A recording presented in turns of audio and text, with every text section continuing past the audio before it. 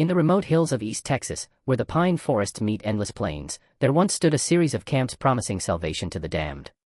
Between 1845 and 1881, over 300 souls entered these redemption camps seeking forgiveness for their sins. Only a handful ever left alive. The survivors spoke in whispers of purification rituals so extreme that death seemed merciful by comparison. Federal investigators who finally breached these camps in 1881 discovered something far more horrifying than religious fanaticism. They found a secret cemetery containing the remains of nearly 200 victims, each bearing signs of prolonged torture.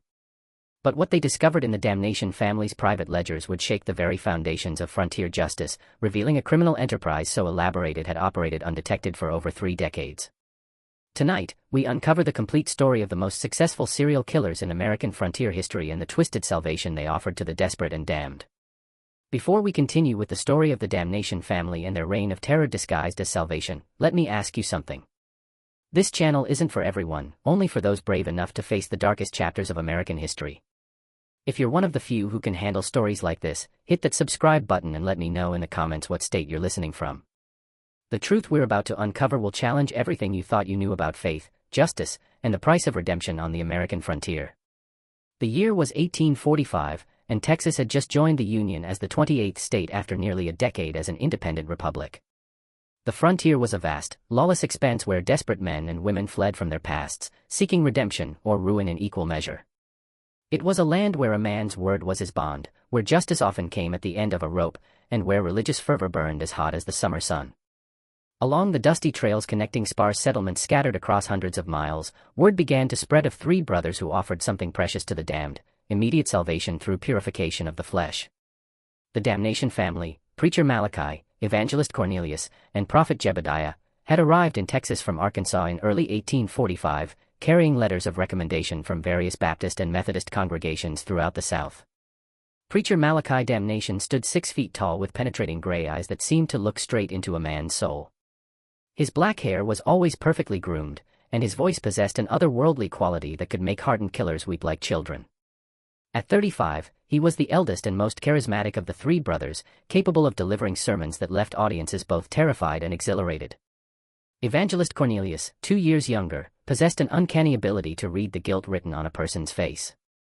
He could identify a man's specific sins with such accuracy that many believed he had supernatural powers. His thin frame and hollow cheeks gave him an ascetic appearance that reinforced his reputation for spiritual insight. Cornelius specialized in what the brothers called confession extraction, getting sinners to reveal their darkest secrets. The youngest brother, prophet Jebediah, claimed to receive visions directly from the Almighty. At 28, he was built like a blacksmith with massive hands he claimed were blessed with healing powers. His role was to oversee the physical aspects of purification, ensuring that each penitent received exactly the level of suffering their sins demanded.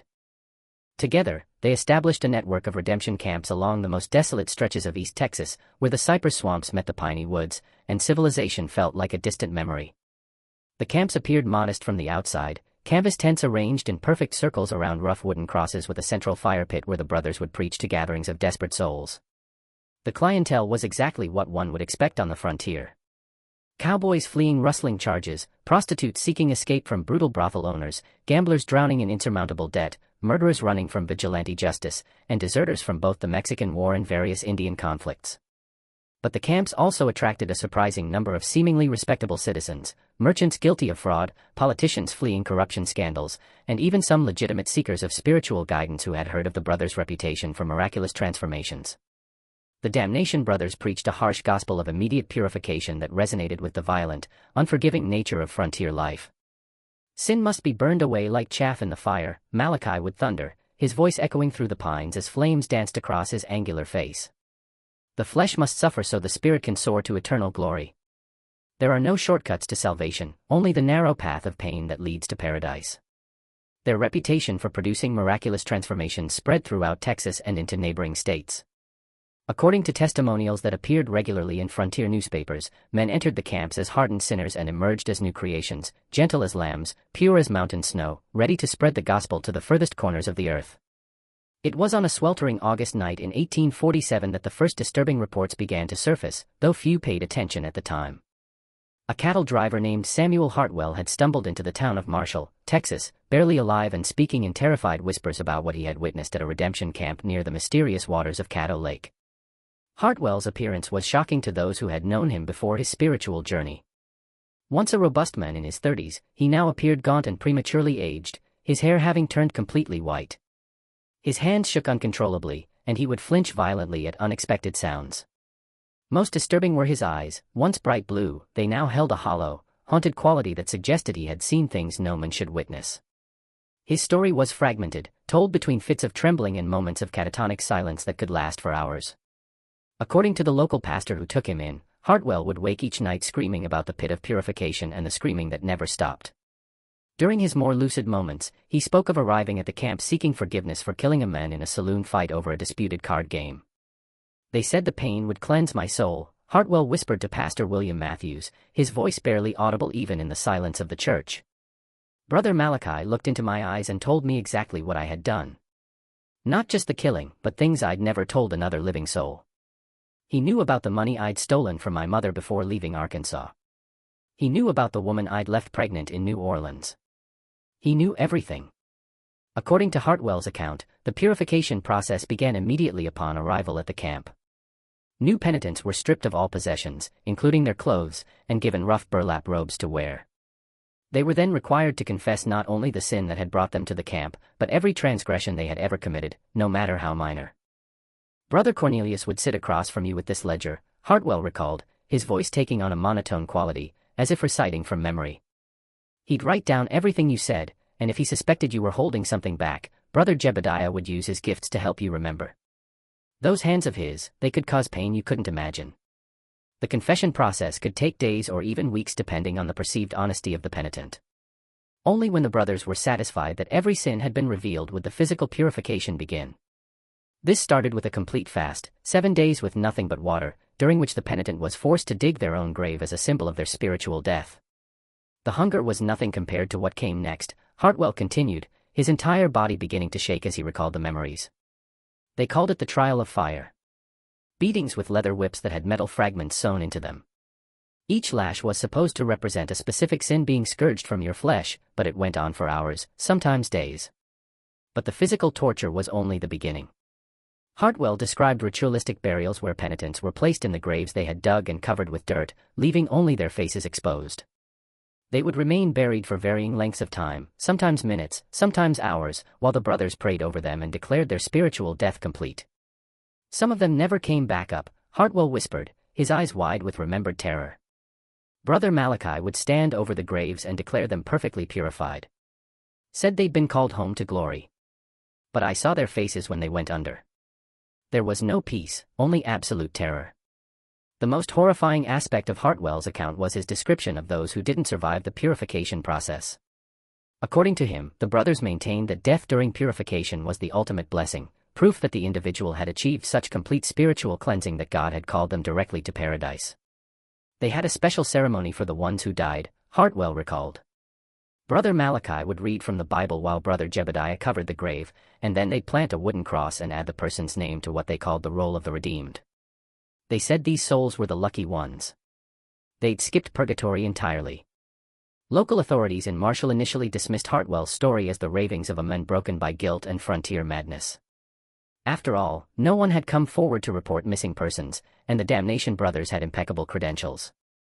They carried letters of recommendation from churches throughout Arkansas, Louisiana, and Mississippi, along with testimonials from grateful families whose loved ones had been transformed by their ministry. Sheriff Tom Bradley, a practical man who had seen his share of frontier violence, was particularly skeptical. The frontier is full of men running from something, he told Pastor Matthews. Sounds to me like Hartwell got religion the hard way and his mind snapped under the strain. These revival preachers can get pretty enthusiastic, but murder, that's a serious accusation to make without proof. The matter was quietly dropped, and within a month, Hartwell himself had disappeared. Some said he'd moved on to California. Others claimed he'd returned to Arkansas. Pastor Matthews suspected something more sinister, but without evidence there was nothing he could do. The camps continued to operate without interference, their reputation for miraculous conversions growing with each passing season. But Hartwell's disappearance was just the beginning of a pattern that would emerge over the following decades. As the months turned to years, the legend of the Damnation family's miraculous conversion spread throughout the South and beyond. They claimed to have saved over 1,000 souls, transforming the most hardened criminals into model citizens who went forth to spread the gospel in the most dangerous corners of the frontier. Testimonial letters arrived regularly at newspapers throughout Texas, Arkansas, and Louisiana, praising the brothers' work and describing profound spiritual transformations. The testimonials followed a remarkably consistent pattern. A desperate sinner would arrive at a redemption camp, undergo the purification process, and emerge as a completely new person. Within weeks of their transformation, they would feel called to missionary work in remote territories, California, Oregon, the Rocky Mountains, or deep into Indian territory. Their final letters to family members spoke of their overwhelming desire to bring salvation to the unreached, often requesting financial support for their evangelical missions. Yet for those who looked closely, there were troubling patterns that suggested all was not as it seemed. The redemption camps moved frequently, never staying in one location for more than 6 months. The brothers explained this as following God's calling to reach new populations of sinners, but it made tracking their activities nearly impossible for law enforcement agencies that were already stretched thin across the vast frontier. More disturbing were the accounts of families who sent wayward sons or daughters to the camps, only to receive letters months later informing them that their loved ones had been so transformed by the experience that they had felt called to missionary work in distant territories. These family members were never seen or heard from again. But the Damnation brothers always had explanations, and often forged letters, to account for their absence. Mrs. Eleanor Westbrook of New Orleans became one of the first to question the brothers' claims when her son Thomas, a gambling addict with mounting debts, disappeared after entering a redemption camp near Shreveport in 1849. Initially, she received regular letters describing his spiritual transformation and growing desire to spread the gospel in California. The letters contained enough personal details to convince her of their authenticity, and Thomas even requested money to support his missionary work. "At first I was overjoyed," Mrs. Westbrook would later tell investigators. Thomas had been heading down a dark path, and these letters suggested he had found salvation. But something about the handwriting bothered me. It looked like Thomas's writing, but there were subtle differences, the way he formed certain letters, the phrases he used. I began to suspect someone was copying his style. When Mrs. Westbrook hired a private investigator to locate her son in California, the results were deeply troubling. None of the churches or missions in the areas Thomas claimed to be working had any record of him. The addresses he provided in his letters were either non-existent or occupied by people who had never heard of Thomas Westbrook or his missionary work. Similar stories began to emerge from across the region. Dr. Elizabeth Thornton, a traveling physician who had treated several survivors of the camps, began to notice a disturbing pattern in their symptoms. They exhibited signs of severe trauma, she would later testify before a federal tribunal. Not the peaceful countenance of the spiritually redeemed, but the hollow stare of those who had witnessed unspeakable horrors. The few survivors who did return to civilization were indeed changed men and women, but not in the way the brothers claimed. They spoke little, started at sudden noises, and seemed to carry a burden of knowledge too terrible to share. Most disturbing was their universal reluctance to discuss their time at the camps, as if bound by some unholy oath of silence. Dr. Thornton documented several cases that particularly troubled her. Jacob Miller, a former outlaw who had survived the purification process, displayed symptoms I had only seen in soldiers who had witnessed the worst atrocities of war, she noted in her journal. He would wake screaming about the pit and the ceremony of ascension. When pressed for details, he would only say that some forms of salvation came at too high a price. Another survivor, a woman named Sarah Colby who had sought redemption after abandoning her children to pursue a life of prostitution, returned to her family a broken shell of her former self. She would spend hours staring at nothing, her sister Mary reported. Sometimes she would whisper prayers, but they weren't normal prayers. She would ask God to forgive her for the things she had seen, not the things she had done. Perhaps most telling was the case of Reverend Peter Hawkins, a Methodist minister who had volunteered to observe the Damnation brothers' methods with an eye toward incorporating their techniques into his own ministry. Hawkins had entered the camp as a spiritual mentor and observer, not as a penitent. Yet he emerged just as traumatized as any other survivor. "There are forms of evil that masquerade as righteousness," Hawkins told Dr. Thornton during one of their sessions. "I went seeking inspiration for my ministry and found something that shook my faith to its core. The brothers are not servants of God. They are something else entirely, something that uses our deepest spiritual needs as weapons against us." When pressed for specifics, Hawkins would only say that the true purpose of the camps had nothing to do with salvation and everything to do with exploitation of the most vulnerable members of society. He refused to elaborate, claiming that speaking the truth would only endanger others who might be tempted to investigate. The pattern of mysterious disappearances and traumatized survivors continued throughout the 1850s and into the 1860s. But the chaos of the Civil War provided perfect cover for the Damnation brothers' activities. With entire populations displaced and communication systems disrupted, it became even easier for people to vanish without explanation. However, the end of the war brought new challenges for the brothers and new opportunities for those seeking to expose their crimes. In the spring of 1879, nearly 15 years after the conflict's end, a young Texas Ranger named Captain James Morrison began investigating reports of missing persons throughout East Texas. Morrison was a methodical man with a background in military intelligence, and he noticed something that others had missed, a pattern of disappearances that seemed to follow the movement of the redemption camps like a shadow across the frontier. Morrison had been assigned to the case after receiving a formal complaint from Senator Charles Whitman of Louisiana, whose nephew had disappeared after entering a damnation camp near the Texas border. Unlike previous investigations, which had been conducted by local sheriffs with limited resources and jurisdiction, Morrison had the authority and funding to conduct a comprehensive multi-state investigation. "There's something here that doesn't add up," Morrison wrote in his initial report to Ranger headquarters in Austin. "I've documented over 60 missing persons cases in the past 3 years alone, all connected to these redemption camps. That's not counting the cases from earlier years or other states where records are incomplete." Morrison's investigation led him to interview dozens of families who had lost contact with relatives after they entered the camps. The stories were remarkably similar. Loved ones would seek redemption at a damnation camp.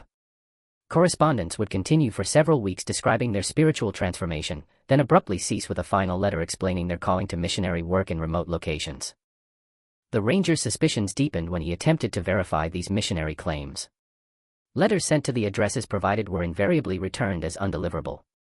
Churches and missions in the territories where the converts had allegedly gone to serve had no record of their arrival. Most damning, Morrison discovered that several of the testimonial letters supposedly written by grateful families contained identical phrases and even identical grammatical errors. "Someone is manufacturing these testimonials," Morrison concluded in a confidential memo to his superior. "The question is whether we're dealing with fraud, kidnapping, or something worse." Morrison's breakthrough came when he encountered a man named Tobias Fletcher in a tavern in Jefferson, Texas. Fletcher was drunk and rambling, but his story was coherent enough to send chills down Morrison's spine. Fletcher claimed to have worked as a gravedigger and general laborer for the Damnation brothers for nearly 2 years in the mid-1870s. "I thought I was helping with the Lord's work," Fletcher whispered, his hands shaking as he reached for his bottle. "Brother Malachi told me I was blessed to assist in the purification of souls, but some of those graves weren't for show. Some stayed filled permanent. He'd pray over them and declare another soul saved for eternity. But I knew what was really buried down there." According to Fletcher, his duties included not only digging the symbolic graves used in purification rituals, but also disposing of the bodies of those who ascended during purification. The brothers maintained that these individuals had achieved such complete spiritual cleansing that God had called them directly to paradise. But Fletcher had seen enough bodies to know the difference between natural death and murder. "The way Brother Jebediah would work with his hands," Fletcher continued, his voice dropping to barely above a whisper. "He claimed it was healing. But I saw what those hands could do. He could make a man suffer for days without killing him, drawing out every bit of information about family, money, property. Then, when they had everything they needed, he'd finish the job." Fletcher described a sophisticated operation that went far beyond simple murder. The brothers would extract detailed information about their victims' assets, family connections, and business dealings during the prolonged torture sessions. They would then use this information to forge correspondence with family members, often requesting money for fictional missionary work while providing plausible explanations for why the missionary couldn't return home or meet in person. The money kept coming, Fletcher revealed. Families would send funds to support their loved ones' work spreading the gospel. The brothers had it set up so the money would be forwarded through multiple intermediaries, impossible to trace back to them. Some families kept sending money for years, never knowing their sons and daughters were dead and buried in unmarked graves. When Morrison pressed Fletcher for details about the location of these graves, the man's demeanor changed completely. Terror replaced drunken bravado, and he began looking around the tavern as if expecting the Damnation brothers to materialize from the shadows. "They got eyes everywhere," Fletcher stammered, suddenly much more sober than he had appeared moments before. "People who asked too many questions about the brothers, they got a way of disappearing, too. I shouldn't have said nothing. God help me. I shouldn't have said nothing." Fletcher fled the tavern that night and was never seen again. Some said he'd headed for California. Others claimed he'd been found dead in the swamps near Caddo Lake. Morrison suspected the latter, but Fletcher had provided enough information to narrow his search to a specific area near the Louisiana border where the brothers were reportedly operating their latest camp. Armed with this intelligence and a growing body of evidence, Morrison knew it was time to take decisive action. He assembled a small team of trusted rangers and set out for the region near Caddo Lake, where the Damnation family was reportedly operating their latest camp. The journey took them through some of the most remote and forbidding terrain in Texas, dense forests where the canopy blocked out the sun and cypress swamps that seemed to swallow sound itself. Morrison's team consisted of 3 other rangers: Sergeant Bill Crawford, a grizzled veteran of the Indian Wars, Corporal Miguel Santos, a former vaquero with unmatched tracking skills, and Private David Thompson, a young man whose sharp eyes and steady nerves had earned him a reputation as an exceptional marksman. Each man had been chosen for his discretion as well as his skills. Morrison couldn't risk word of their investigation reaching the wrong ears. As they approached the area, Morrison's team began to notice disturbing signs that suggested something was fundamentally wrong with the region. The local wildlife seemed unusually scarce. Even the insects that normally plagued travelers in the humid East Texas climate were noticeably absent. The few settlers they encountered warned them away from the area, speaking of unholy ground and cursed soil where nothing would grow properly. "Ain't nothing natural about that place," warned an old trapper named Ezekiel Marsh, whom they encountered at a trading post near Marshall. "Been hunting these woods for 30 years, and I can tell you that land near the lake ain't right. Animals won't go near it, and the few that do come back changed, if they come back at all." Marsh's description of the area matched reports Morrison had gathered from other sources. Multiple witnesses described a section of forest where the trees grew in strange twisted patterns and where the normal sounds of wildlife fell silent. Some attributed this to Indian burial grounds or other supernatural causes, but Morrison suspected a more mundane explanation. The presence of large quantities of decomposing organic matter could certainly affect local ecosystems. The team made camp several miles from the reported location of the redemption site, planning to observe the Damnation brothers' activities before making any move. Morrison's strategy was to gather irrefutable evidence of criminal activity before confronting the brothers directly. He knew that their religious credentials and reputation for good works would make it difficult to convince a jury without overwhelming proof of wrongdoing. On their first night, the Rangers heard distant sounds that confirmed their worst suspicions. Carried on the night wind from the direction of the camp came the unmistakable sounds of human suffering, screaming, pleading, and what sounded like religious chanting in languages none of them recognized. It wasn't the cry of someone in physical pain, Morrison would later write in his official report. It was the sound of a soul in absolute torment, pleading for mercy that would never come. The worst part was how it would stop abruptly, then start again hours later, as if the suffering was being deliberately prolonged. The screaming continued intermittently throughout the night, sometimes accompanied by the sound of digging and what appeared to be some form of ritual ceremony. When dawn broke, Morrison and his men found the courage to conduct a preliminary reconnaissance of the area. What they discovered in the woods surrounding the camp would challenge everything they thought they knew about the scope of the Damnation family's crimes. Fresh graves dotted the landscape like a macabre garden, far too many to be explained as symbolic elements of religious ritual. Morrison counted over 60 graves that appeared to have been dug within the past year alone, each marked with a simple wooden cross bearing only a number. But it was the smell that convinced Morrison they had found something genuinely horrific. Despite the brothers' apparent efforts to manage their burial ground, the unmistakable odor of decomposition hung heavy in the humid air. Private Thompson, who had served as a battlefield medic during the Indian conflicts, confirmed Morrison's suspicions. "That's the smell of a lot of bodies, Captain," Thompson reported grimly. "Fresh ones and old ones, too. Whatever's happening here, it's been going on for a long time." As the Rangers moved closer to the camp itself, they began to hear sounds that made their blood run cold. From the largest tent came the rhythmic sound of metal striking flesh, accompanied by a man's agonized screaming and what sounded like religious incantations. The voice delivering the incantations was calm, almost conversational, creating a horrifying contrast with the obvious suffering of the victim. Morrison realized they were witnessing an active torture session, probably part of the purification process Fletcher had described. The Ranger captain faced a terrible decision: intervene immediately and risk losing the evidence needed to expose the full scope of the brothers' crimes, or allow the torture to continue while they gathered intelligence. The decision was made for him when the screaming suddenly stopped, replaced by an ominous silence that was somehow even more disturbing than the sounds of suffering. Morrison knew they had just witnessed a murder, and any hope of saving that particular victim was gone. Now their priority had to be gathering evidence and preventing future atrocities. Using hand signals, Morrison deployed his men around the perimeter of the camp. What they observed over the next several hours would provide the foundation for one of the most significant criminal prosecutions in frontier history. The brothers operated with the efficiency of a well-established business, their activities following a precise schedule that suggested years of experience and refinement.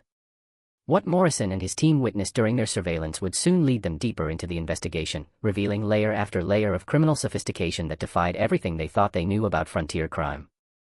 They documented a horrific routine that revealed the true nature of the Damnation brothers' operation. Each morning began with what appeared to be a legitimate religious service, complete with hymn singing and Bible readings. New arrivals would participate in these services, probably believing they had found genuine spiritual guidance. But as the day progressed, the facade of religious devotion would gradually give way to something far more sinister. Individual counseling sessions would begin, during which Brother Cornelius would extract detailed confessions from the penitents. These sessions often lasted for hours, and the Rangers could hear increasingly desperate pleading from inside the confession tent. Brother Cornelius has a gift for knowing exactly what people are hiding, Morrison noted in his surveillance log. But I'm beginning to suspect this divine insight comes from more earthly sources, prolonged interrogation combined with psychological manipulation, and probably torture.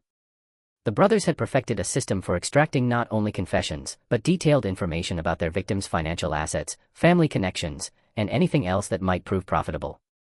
They would use this information to craft convincing forged correspondence with family members, often continuing these fictional relationships for months or even years after the victim's death.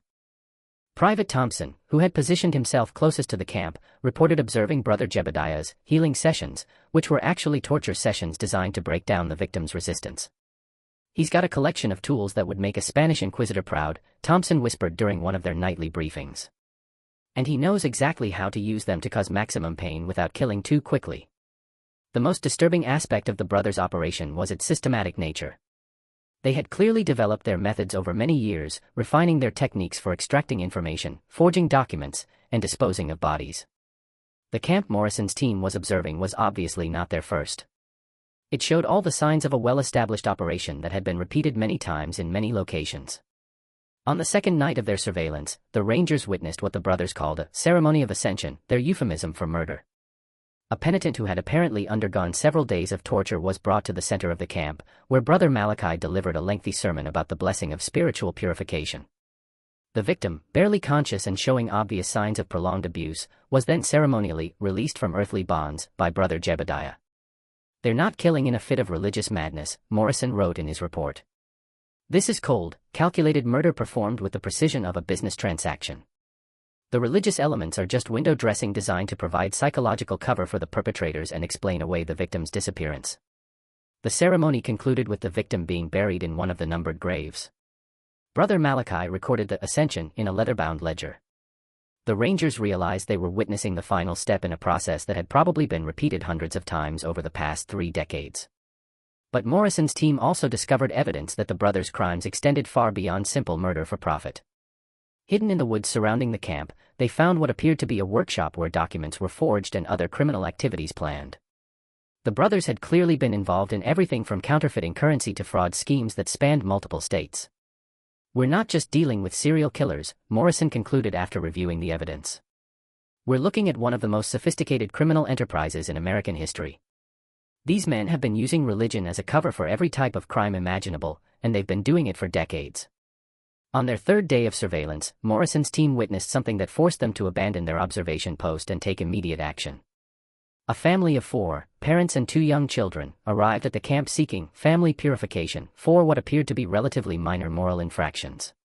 The sight of children being led into the camp made it impossible for Morrison to wait any longer for backup or additional evidence. "I couldn't stand by and watch children become victims of these monsters," Morrison later explained to his superiors. "We had enough evidence to prove their guilt, and we had a duty to protect innocent life." Morrison's plan was to arrest the brothers during their evening service when all 3 would be together and relatively exposed. However, the Rangers quickly discovered that the Damnation family was far more dangerous than they had anticipated. The brothers had obviously planned for the possibility of law enforcement intervention and had prepared accordingly.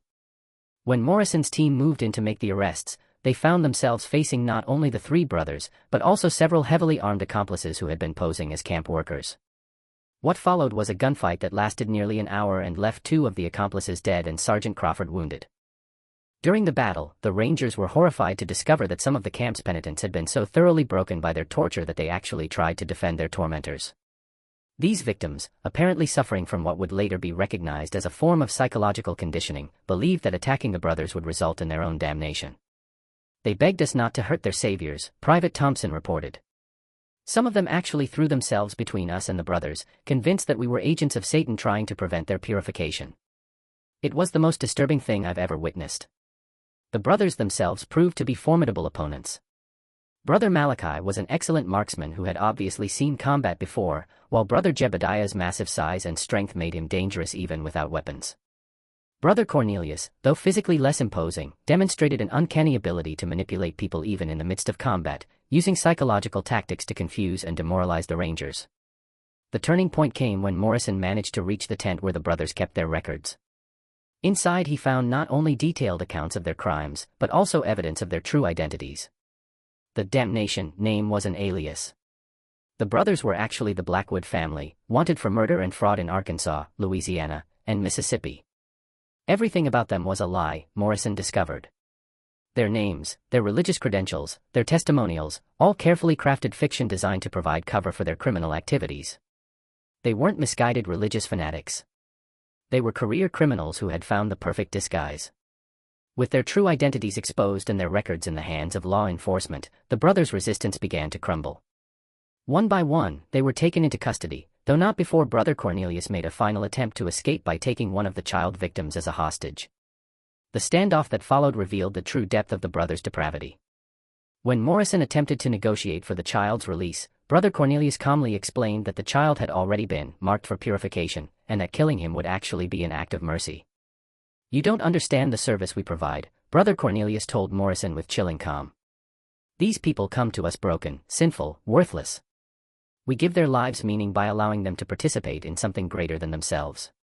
Death during purification is the highest honor we can bestow."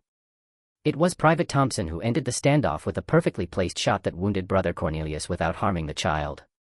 The remaining accomplices surrendered immediately, apparently recognizing that their cause was lost. With the immediate threat neutralized and the brothers finally in custody, Morrison's team could begin the grim task of uncovering the full scope of what they had stumbled upon. What they would discover in the hours and days that followed would exceed even their worst expectations. What they found in the camp and the surrounding area exceeded their worst expectations and provided evidence of criminal activity spanning over 3 decades. The brothers' record-keeping was meticulous and damning. Their ledgers contained detailed information about more than 400 victims, including names, backgrounds, methods of execution, and the amounts of money extracted from their families through fraudulent correspondence.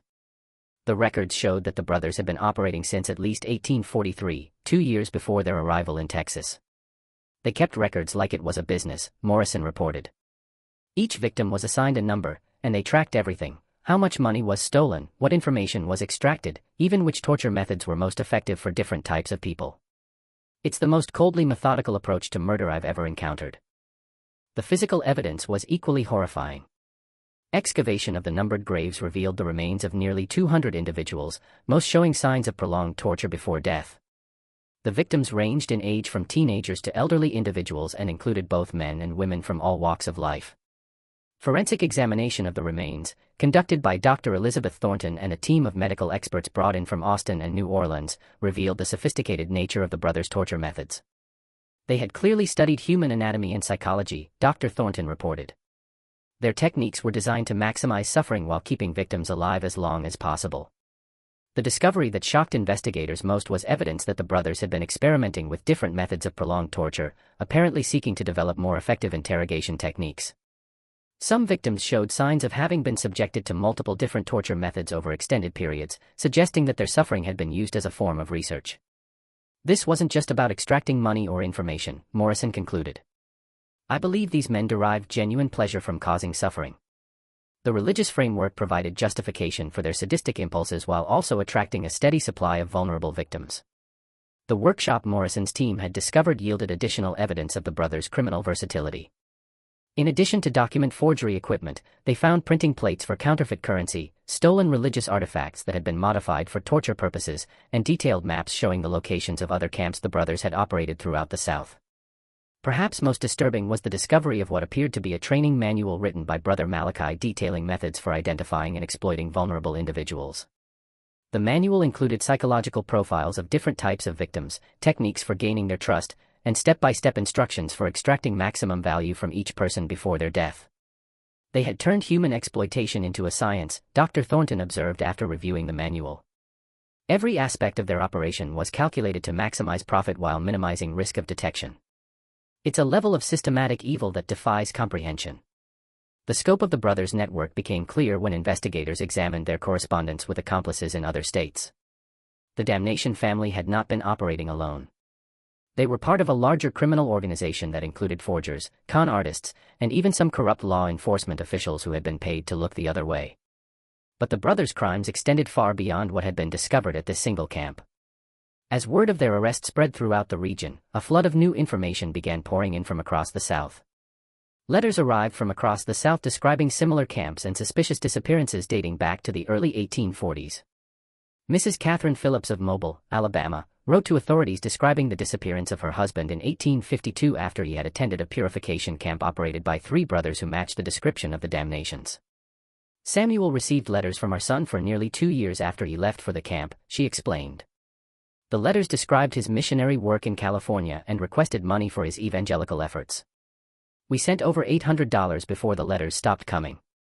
Similar stories emerged from Louisiana, Arkansas, Mississippi, and even Indian Territory. A pattern emerged of camps that would operate for 6 to 12 months in remote locations before moving on, leaving behind only vague stories of successful conversions and departed missionaries. The investigation revealed that the brothers had perfected a method of exploiting the poor communication systems of the frontier era. By operating in remote areas and constantly moving their base of operations, they had made it nearly impossible for law enforcement agencies to track their activities or connect disappearances across different jurisdictions. They understood better than most law enforcement officials how to exploit the weaknesses in our system, Morrison noted in his final report. They chose their locations carefully, targeting areas where local authorities were overwhelmed or corrupt, and they moved on before anyone could build a case against them. The brothers had also cultivated relationships with corrupt officials who provided them with advanced warning of investigations and helped them establish their false credentials. Several sheriffs, judges, and even some ministers were ultimately implicated in the conspiracy, having accepted bribes to provide testimonials or look the other way when suspicious activities were reported. The financial scope of the fraud was staggering. Investigators estimated that the brothers had extracted over $50,000 from victims' families through their fraudulent missionary correspondence scheme, an enormous sum for the time that represented the life savings of hundreds of families. But the psychological damage extended far beyond financial loss. Families across the South had spent years believing their loved ones were performing noble work spreading the gospel, only to discover that they had been murdered within days or weeks of entering the camps. The revelation destroyed not only individual families but entire communities that had taken pride in supporting what they believed was important missionary work. *Do you believe humans are capable of such calculated evil? The